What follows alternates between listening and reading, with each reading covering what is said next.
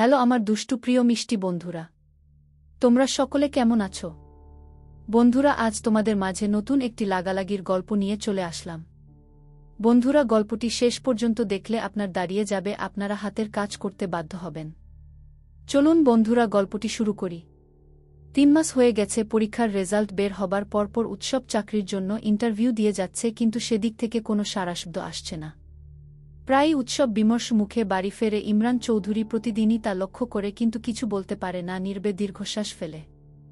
সেদিন ইমরান চৌধুরীর কাছে কল করলেন মিরাজ খান।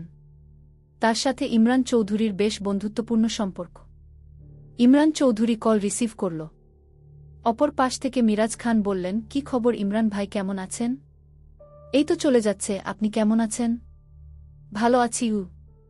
তা হঠাৎ এতদিন পর কি দরকারে ভাই? কল করেছি কারণ আপনার ছেলে উৎসব আমার কোম্পানিতে জবের জন্য অ্যাপ্লাই করেছে। আজ আমি ওর সিভিটা দেখলাম, তাই আপনাকে জানালাম। ইমরান চৌধুরী প্রায় সাথে সাথেই বললেন, মিরাজ ভাই, আপনার সাথে আমার জরুরি কিছু কথা আছে, প্লিজ আজ বিকালে আমার সাথে একটু দেখা করতে পারবেন? পারবো না কেন ভাই, বলুন কোথায় দেখা করবেন? আমি কি আপনার অফিসে আসব? না ভাই, আপনার কষ্ট করে আসা লাগবে না, আমি বরং আপনার অফিসে আসছি। ঠিক আছে ভাই, তাহলে আজ বিকেলে আপনি আমার অফিসে চলে আসুন। অবশ্যই ভাই, এখন তাহলে রাখছি। যদি বিকেলে দেখা হচ্ছে। বিকেলে ইমরান চৌধুরী মিরাজ খানের অফিসে গেলেন।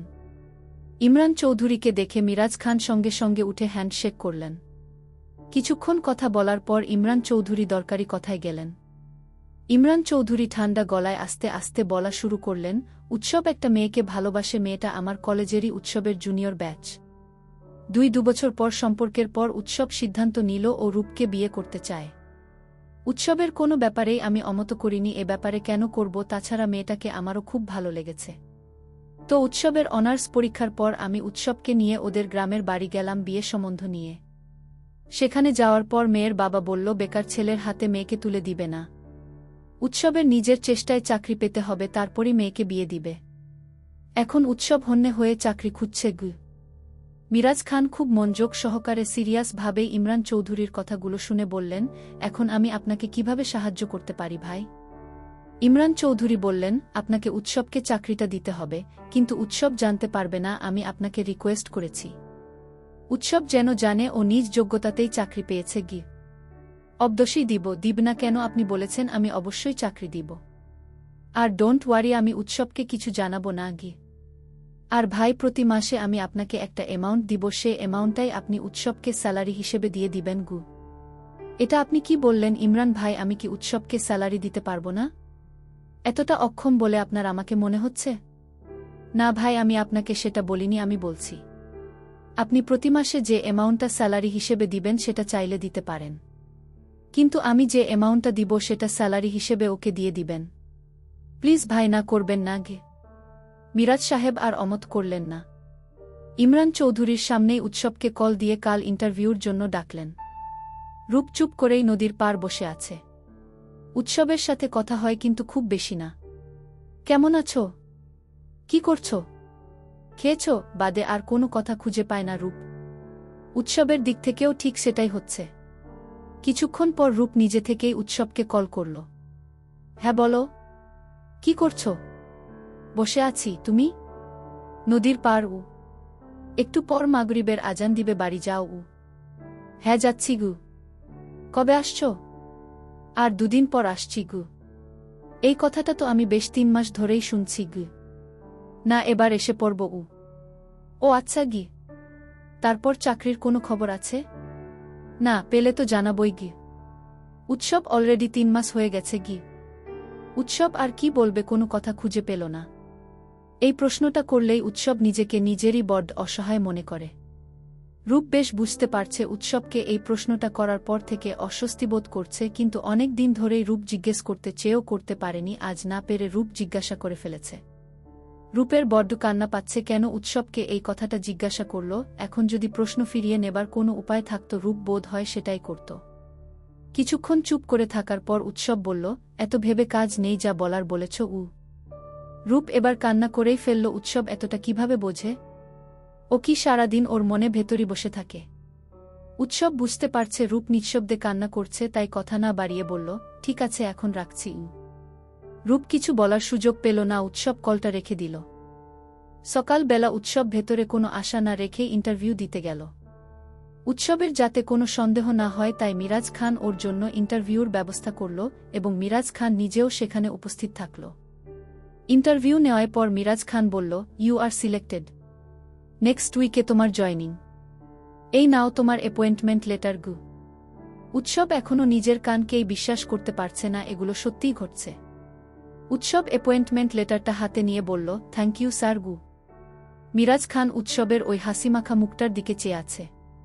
ভাবছে একটা মেয়ের জন্য কিভাবে নিজের আরাম আয়েশ ত্যাগ করে চাকরির জন্য হন্যে হয়ে পড়ে থেকেছে ছেলেটা। মিরাজ খান বললেন, ঠিক আছে আজ তুমি এসো, নেক্সট উইকে দেখা হচ্ছে গু। উৎসব বলল, অফকোর্স স্যার, আল্লাহ হাফেজ গু। রাস্তায় এসে উৎসব ভাবতে লাগল খবরটা কাকে আগে জানাবে, পাপাকে না রূপকে। পাপাকেই জানাবে বলে ঠিক করল উৎসব। রূপকে একটা সারপ্রাইজ দিবে বলে ভাবল। উৎসব তাড়াতাড়ি বাসায় গেল ইমরান চৌধুরীকে খবরটা দিবে বলে। উৎসব বাসায় গিয়ে ইমরান চৌধুরীকে নিয়ে খুশিতে ঘুরতে ঘুরতে বলতে লাগল, পাপা আমি চাকরি পেয়ে গেছি। এখন আর আঙ্কেল আমাদের বিয়েতে না করতে পারবে না গি। কিছুক্ষণ ইমরান চৌধুরীর সাথে উৎসব হৈ হৈ করে ফ্রেশ হতে চলে গেল। ইমরান চৌধুরী উৎসবের এই হাসি মাখা মুখটাই দেখতে চেয়েছিল। সে একটা স্বস্তির শ্বাস ফেলল।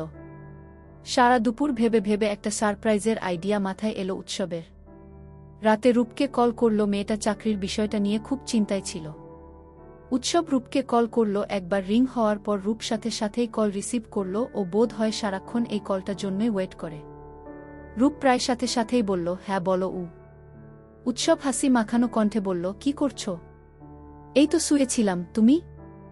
এই তো বসে আছি, টুনটুন খো। রূপ প্রায় চমকে গেল। উৎসব প্রায় 3 মাস ধরেই ওর সাথে এভাবে কথা বলে না। বিস্ময়ের সামলে রূপ বলল, কি ব্যাপার আজ এত খুশি খুশি লাগছে?